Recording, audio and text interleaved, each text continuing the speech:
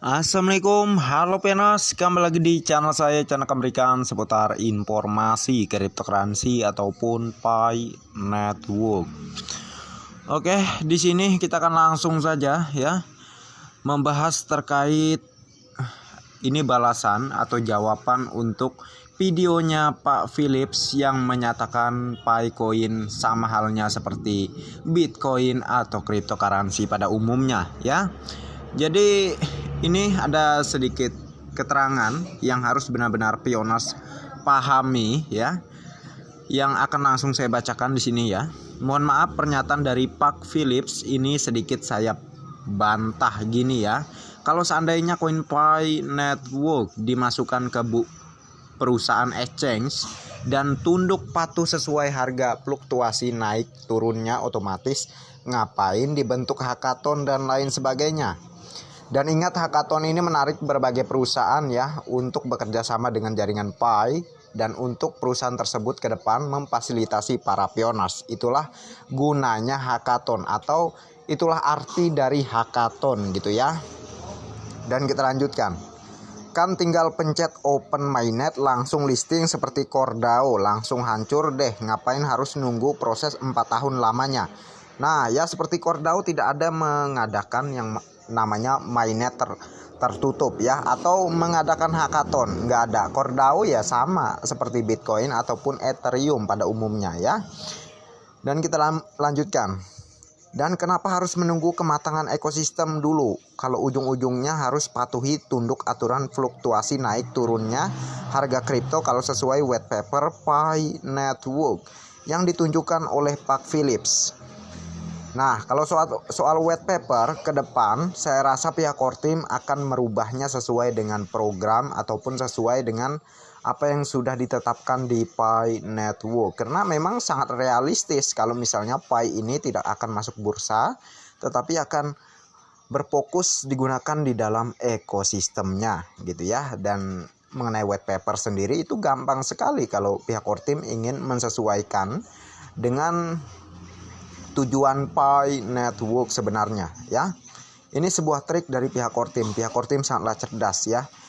Mereka memang untuk saat ini menyamakan white papernya itu tujuannya seperti cryptocurrency, tetapi kenyataannya bahwa Pi ini akan menjadi uang alat bayar di lingkaran ekosistemnya ya, bukan menjadi cryptocurrency yang terdaftar di bursa dan harganya berfluktuasi gitu, enggak ya. Dan kita lanjutkan. Oke, proses 4 tahun lamanya. Dan kenapa harus menunggu kematangan ekosistem dulu kalau ujung-ujungnya harus patuhi tunduk aturan fluktuasi naik turunnya harga kripto sesuai white paper Pi Network yang ditunjukkan oleh Pak Philips. Ya, betul sekali ya, Pak Philips ini ya itulah dia membuat-buat seperti moderator Mary Snap ya, ingin melemahkan semangat para pioners. Dan kita lanjutkan. Nah, oleh karena itu di hackathon tersebut ada Pi Bank yang kerjasama dengan Citibank dan lain sebagainya. Tujuannya agar nilai Pi tetap stabil. Kalau dipasarkan ke exchange umum seperti Indodax, Binance dan lain sebagainya, ngapain harus nungguin open mainnet yang lama banget tanpa pemberitahuan kepastiannya.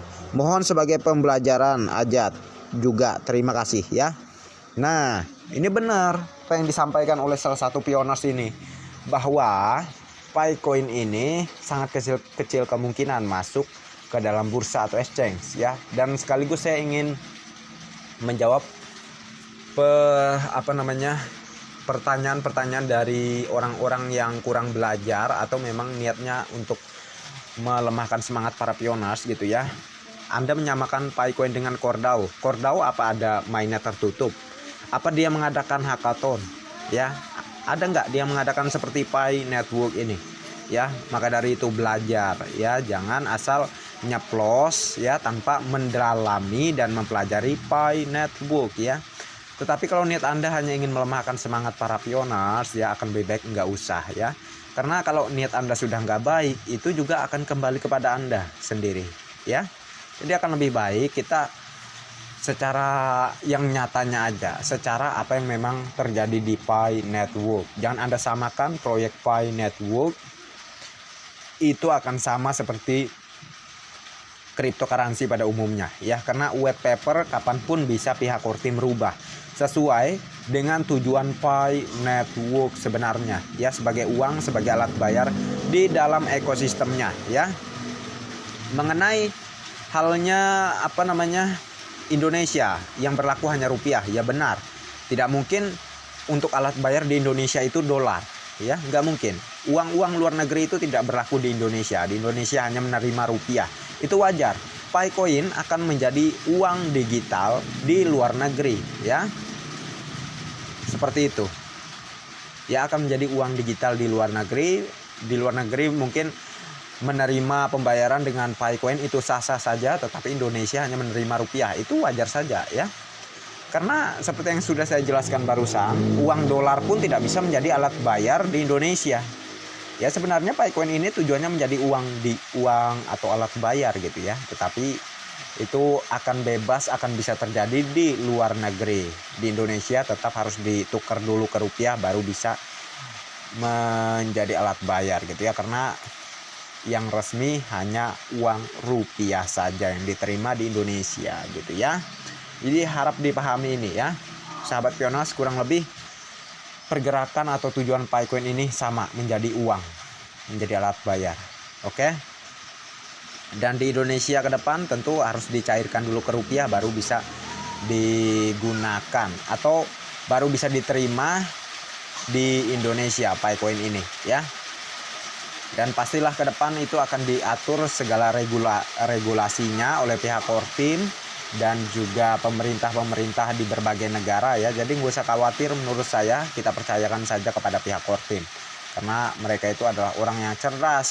Tentunya mereka pun adalah seorang doktor atau seorang profesor ya, tentu bukan sembarang pemikiran yang seperti kita ini gitu ya.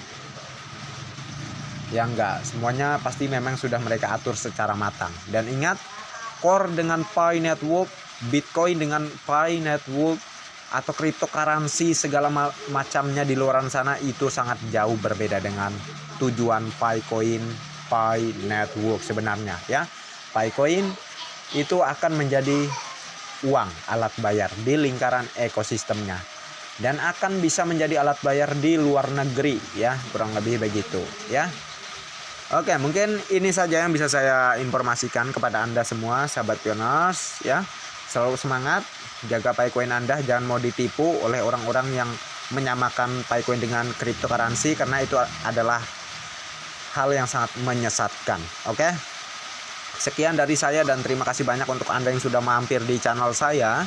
Dan bagi yang belum like dan subscribe, silahkan diklik dan jangan lupa juga aktifkan notifikasi launchingnya agar setiap saya mengupload video terbaru ke depannya tentunya Anda lah yang akan lebih awal menerima notifikasinya. Oke, next time. Assalamualaikum warahmatullahi wabarakatuh. Bye bye. Mohon maaf kalau suaranya tadi bising ya, karena tempat saya lagi hujan. Oke. Dan sampai jumpa di video selanjutnya.